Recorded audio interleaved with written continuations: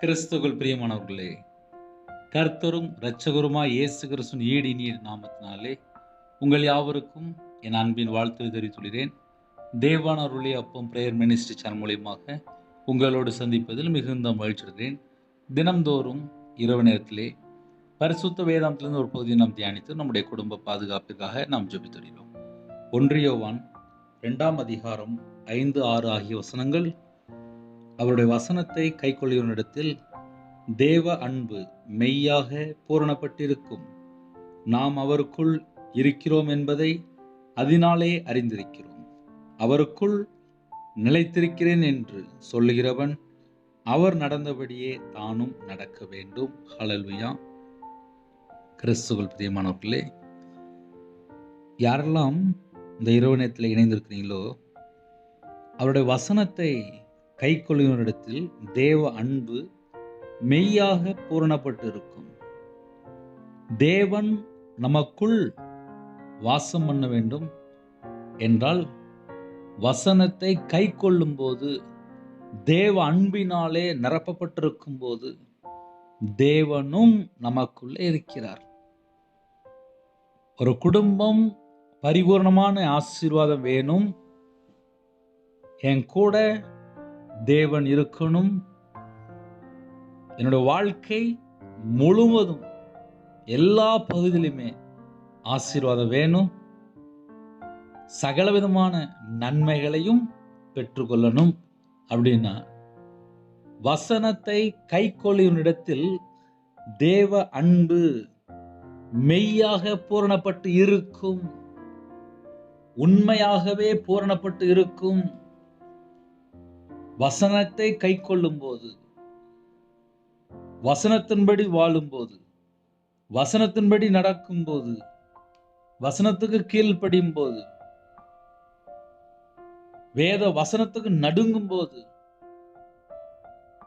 நம்ம இருதயத்துக்குள்ளே தேவ அன்பும் இருக்கும், தேவனும் நம்ம இருதயத்துக்குள்ள இருப்பார்.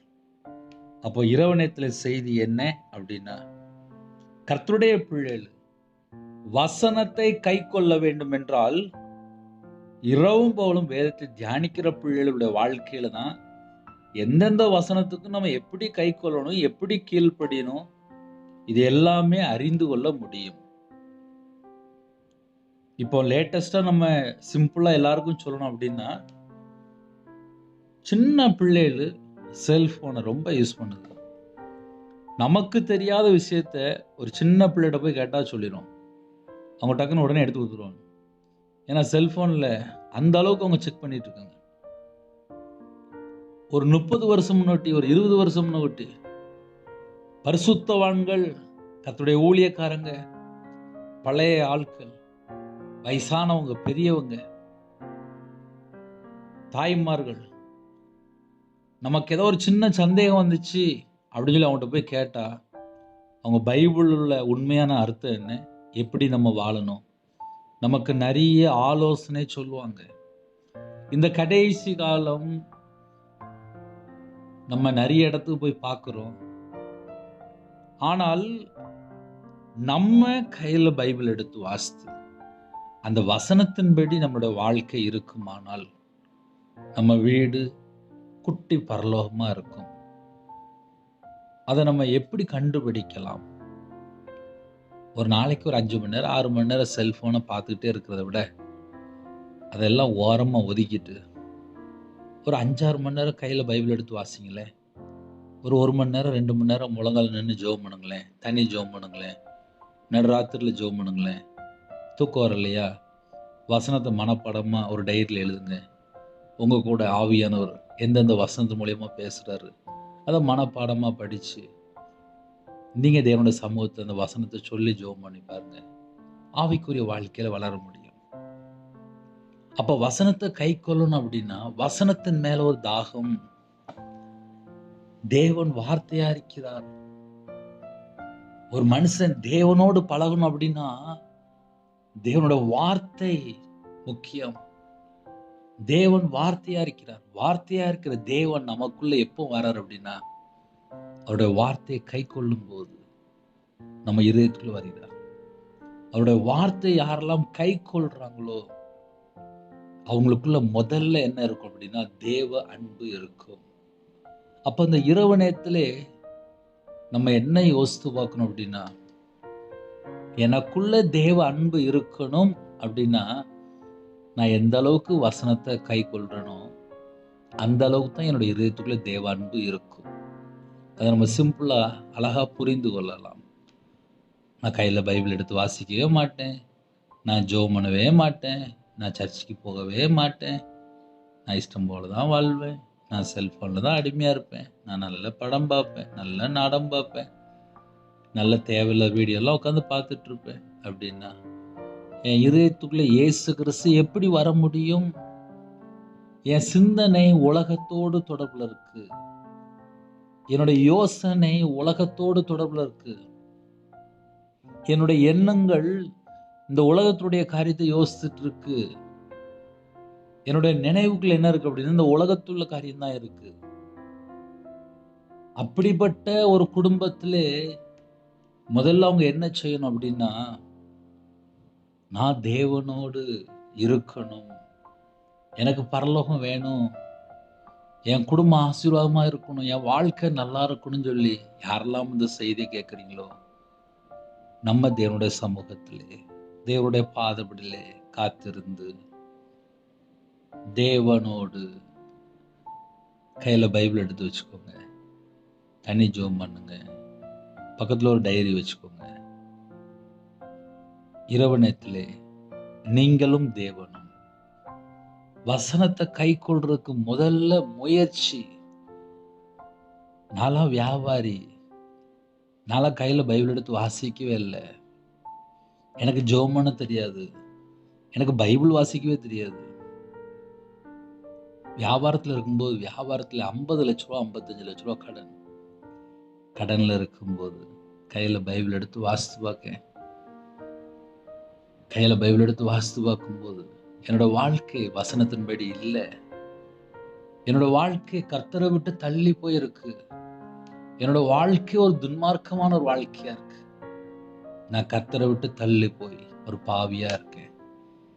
அப்ப என் குடும்பம் ஆசீர்வாதமா இருக்கணும் அப்படின்னா நான் என்ன செய்யணும்? கையில பைபிள் எடுத்து வாசிக்க ஆரம்பிச்சேன். வசனத்தின்படி என்னோட வாழ்க்கை இல்லைன்னு சொல்லி கண்ணீர் வடித்து ஜெபிக்க ஆரம்பிச்சேன். அந்த ரவிராஜ் தான் இன்னைக்கு 2025ல பேசிட்டு இருக்கேன். எனக்கு மாந்திரியம் பண்ணிட்டே இருந்தாங்க. நான் செத்து போகணும்னு சொல்லி எனக்கு தொடர்ந்து மாந்திரியம் பண்ணிட்டே இருந்தாங்க. ஆனா நான் உயிரோட இருக்கேன். எனக்கு யாரு மாந்திரியம் பண்ணாங்களோ அவங்க செத்து போயிட்டாங்க. ஒரு மனுஷனுடைய வாழ்க்கை ஆரம்பம் எப்படி இருக்கு, முடிவு எப்படி இருக்கு? எனக்கெல்லாம் கையில பைபிள் எடுத்து வாசித்து பார்த்து பழக்கம் இல்லை. நான்லாம் கர்த்தரை விட்டு தள்ளி போய் தூரமா போயிட்டேன். ஆனா தேடி வந்து தூக்கி எடுத்தாரு. என் மேல அன்பா இருந்தாரு. என்னை நேசித்தாரு. என் மேல மனம் இறங்கினாரு. என்னை குணமாக்குனாரு. எனக்கு உதவி செய்தாரு. என்னை பாதுகாத்தாரு. எனக்கு துணையா இருந்தாரு. அந்த ரவிராஜ் தான் இன்னைக்கு இரவு நேரத்துல உங்கள்கிட்ட பேசிட்டு இருக்கு. அப்போ வசனத்தை கை கொள்ளணும், வசனத்தின்படி என்னுடைய வாழ்க்கை இல்லையே அப்படின்னு சொல்லி என்னோட வாழ்க்கையில கண்ணீர் வடிக்கும் போது, வசனத்தின்படி வாழ்க்கை எப்படி இருக்கும் எனக்கு தெரியாது. அந்த வசனத்தை கை கொள்றதுக்கு காலங்கள், கிருபை எல்லாம் தேவன் தந்தாரு. இன்னைக்கு இரவு நேரத்துல செய்தி என்ன அப்படின்னா, ஒரு குடும்பம் ஆசீர்வாதமா இருக்கணும், சந்தோஷமா இருக்கணும் அப்படின்னா, நம்ம இதயத்துக்குள்ள இயேசு கிறிஸ்து வரணும் அப்படின்னா, சும்மா இருக்கிற நேரத்துல செல்போன் நிறைய குடும்பத்துல பாவத்துல கொண்டு போயிருது. தேவையில்லாத ஃப்ரெண்ட்கிட்ட கொண்டு போயிருது. தேவையில்லாத பல பாவத்துல போய் சிக்கி கொள்றாங்க. கேம் அடிமையில போய் சிக்கி கொள்றாங்க.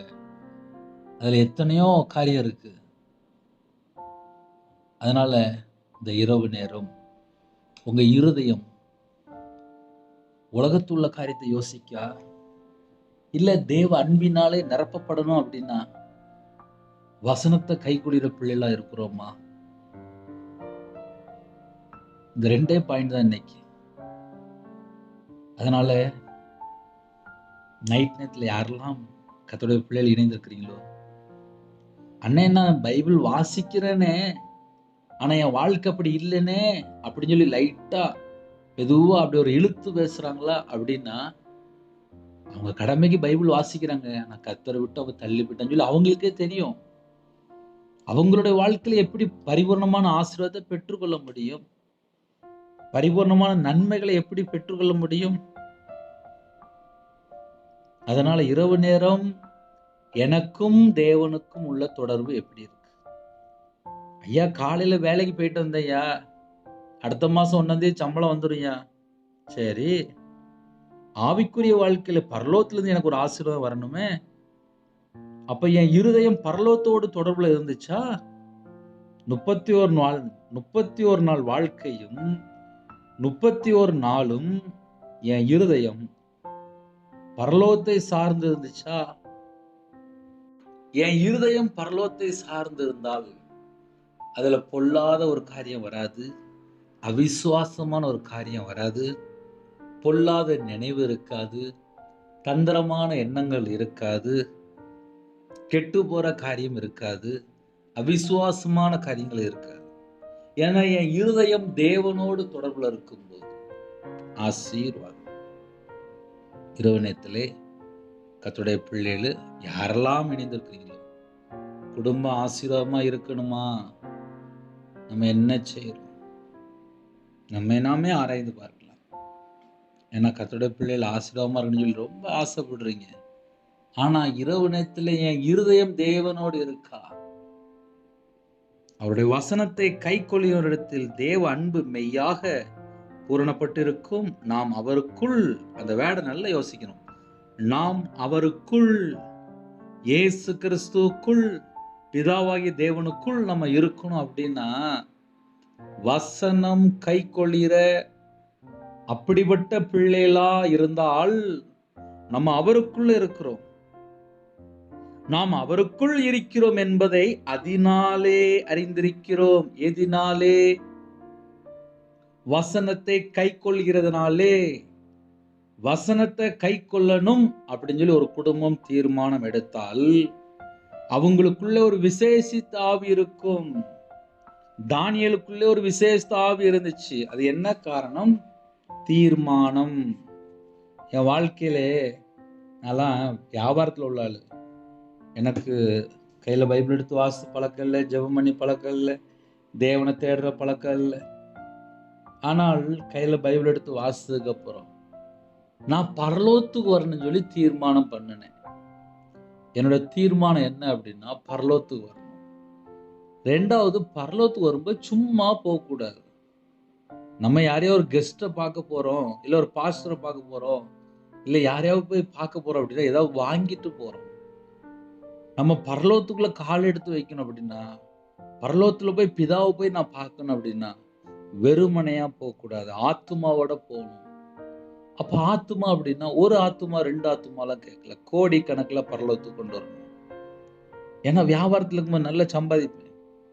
அப்போ ஊழியத்தில் வந்ததுக்கு அப்புறம் முதல்ல நான் பரலோகத்துக்கு வரணும்னு சொல்லி ஆசைப்பட்டேன். நான் பரலோகத்துக்கு போகணும்னு சொல்லி ஆசைப்பட்டேன். 2வது, பரலோகத்துல போகும்போது கோடிக்கணக்கான ஆத்துமா பரலோகத்துல கொண்டு போகணும். இந்த 2 பாயிண்ட் தான். ரவிராஜ் இதயத்துக்குள்ள என்ன இருக்கும் அப்படின்னா, எப்படியாவது பரலோகத்துல போய் சேரணும். நான் மட்டும் போகக்கூடாது, எல்லாரையும் பரலோகத்துக்கு கொண்டு போகணும். அவ்வளவுதான். ஒருவேளை எந்தெந்த நாட்டுல இருந்து செய்தி கேட்குறீங்களோ, என் பேர் ரவிராஜ், தேவன் அருளி அப்பம் மினிஸ்ட்ரி. எனக்காக ஒரு நாளைக்கு 1 நிமிடமாவது ஜெபம் பண்ணுங்க. 2016 முழு நேர ஊழியத்துக்கு வந்தேன். திருநெல்வேலி பகுதியில் இருக்கிற இடத்துல சர்ச்சு கட்டுறதுக்கு இடம் பார்த்துட்டு இருக்கோம். ஒருவேளை யாராவது தொடர்பு கொள்ளணும் அப்படின்னா 9363064181 என்ற நம்பர் தொடர்பு கொண்டால் உங்களோட பேசுவேன். ஒருவேளை நீங்கள் என்னை தொடர்பு கொள்ளணும், தொடர்பு கொள்ளலாம். ஏன் சொல்கிறேன் அப்படின்னா, சில குடும்பத்தில் தேடி வந்து பார்க்க வரணும் அப்படிம்பாங்க. நான் உடனே சொல்லிடுவேன், இன்னும் சர்ச்சு கட்டலை, ஜெபம் பண்ணுங்க, கர்த்தர் வாசல் திறப்பார். இப்போ இருக்கிற காலம் கடைசி காலம், தீமை நிறைந்த காலம். இப்படிப்பட்ட காலத்தில் கர்த்தருக்கா எளிமை பிரகாசிக்கணும், கர்த்தருக்கா ஓடிக்கொண்டிருக்கும். இன்னும் கொஞ்ச நாள் தான் நம்ம எல்லாரும் பரலோகத்தில் இருக்கணும். இந்த கொஞ்ச நாளுக்குள்ள கர்த்தருக்காக நம்ம என்ன செய்ய போறோம்? கொரோனா நேரத்தில் எத்தனையோ குடும்பம் செத்துச்சு. எங்க வீட்டுல 2 பேர் செத்து போயிட்டாங்க. அதுக்கப்புறம் நம்ம உயிரோட இருக்கோம். எதுக்காக? சுயத்துக்காகவா? தனக்காகவா? எதுக்காக நம்ம உயிரோட இருக்கோம்? தேவன் நமக்கு கிருபை தந்திருக்கார். எதுக்காக? அவருக்காக வாழ்றதுக்காக. அவருக்காக, இயேசு கிறிஸ்துவுக்காக வாழ்வோம். செத்தா நமக்கு மோட்சம், செத்தா நமக்கு சொர்க்கம், செத்தா நமக்கு பரலோகம். நமக்கு பரலோகம் வேணும், அவ்வளவுதான். இந்த பூமியிலே கேடான வாழ்க்கை இருக்கு, இஷ்டம் போல வாழ்ற வாழ்க்கை இருக்கு, தவறா வாழ்ற வாழ்க்கை இருக்கு. நம்ம தேவனோடு தொடர்புல இருக்கிறோமா? என் இருதயம் தேவனோடு இருக்கா? நான் பரலோகத்துக்கு போயிடும் அந்த நம்பிக்கை இருக்கா? இன்னும் என்கிட்ட என்ன மிஸ்டேக் இருக்கு? இதை நம்ம ஆராய்ச்சி பண்ணிக்கிட்டே இருக்கணும். கர்த்தரை விட்டு தள்ளி போற காரியங்கள் ஏதாவது இருக்கா? என்னை பரிசுத்தப்படுத்துங்கப்பா, என்னை பரிசுத்தப்படுத்துங்கப்பா. உங்க ரத்தத்தினாலே கழுவி சுத்தி எறிங்க, கழுவி சுத்தி எறிங்க. அப்படி நம்ம கண்டிப்பா ஜெபிக்கும் போது தேவன் நமக்கு எல்லாவற்றையும் மாற்றி தருவார். அவருக்குள் நிலைத்திருக்கிறேன் என்று சொல்லுகிறவன் அவர் நடந்தபடியே தானும் நடக்க வேண்டும். அப்படின்னா என்ன பிரதர் அர்த்தம்? அப்படின்னா இயேசு கிறிஸ்து நன்மை செய்தார். அப்போஸ்தலர் 10:38 நசரேனா இயேசு தேவன் பரிசுத்த ஆவியினாலும் வல்லமையினாலும் அபிஷேகம் பண்ணினார். தேவன் கூட இருந்தபடியால் நன்மை செய்வதா சுற்றி திரிந்தார். பிசாசனுடைய கிரியில் அகப்பட்ட யாவரையும், பிசாசின் வல்லமையில் அகப்பட்ட யாவரையும் குணமாக்குறவரா சுற்றி திரிந்தார். இன்னைக்கு எத்தனையோ குடும்பத்திலே பிசாசினாலே கட்டப்பட்ட நிலைமை, பிசாசினாலே கட்டப்பட்ட நிலைமை.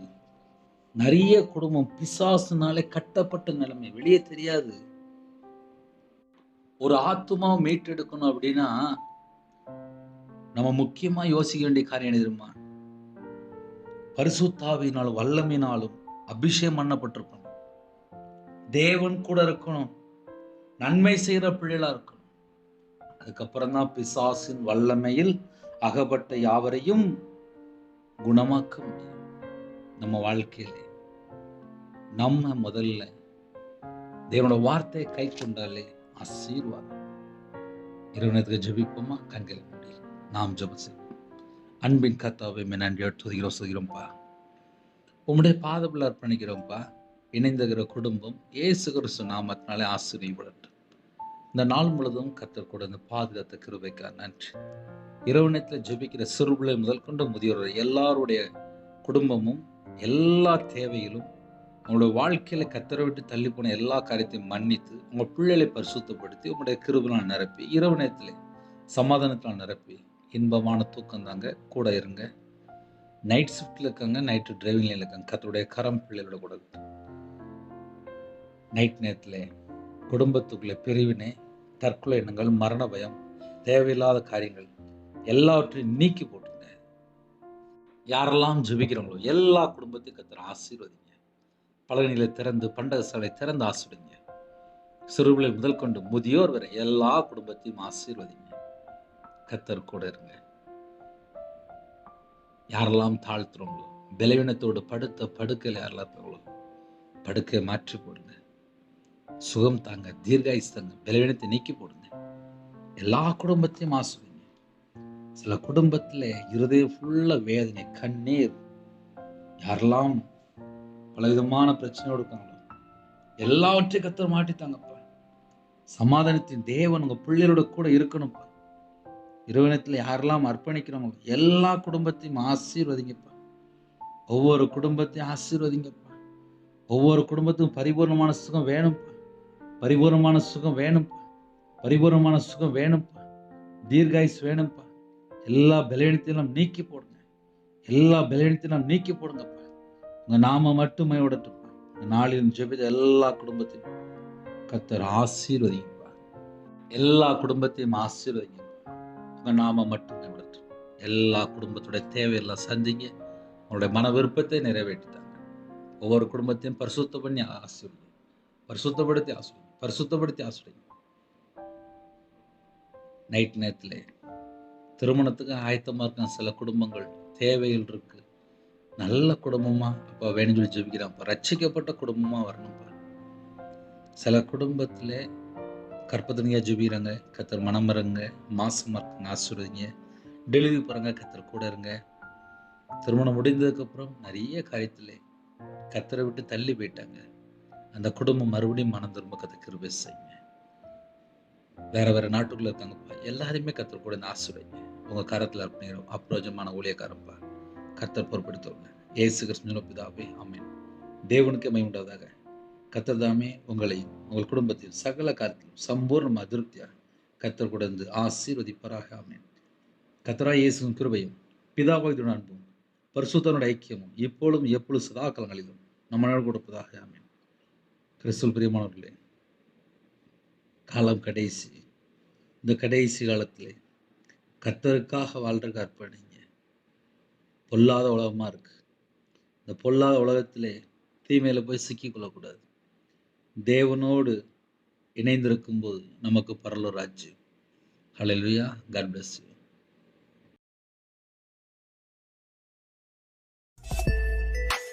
Thanks for watching. Please subscribe our channel. Click the like and share. Click the bell. God bless you.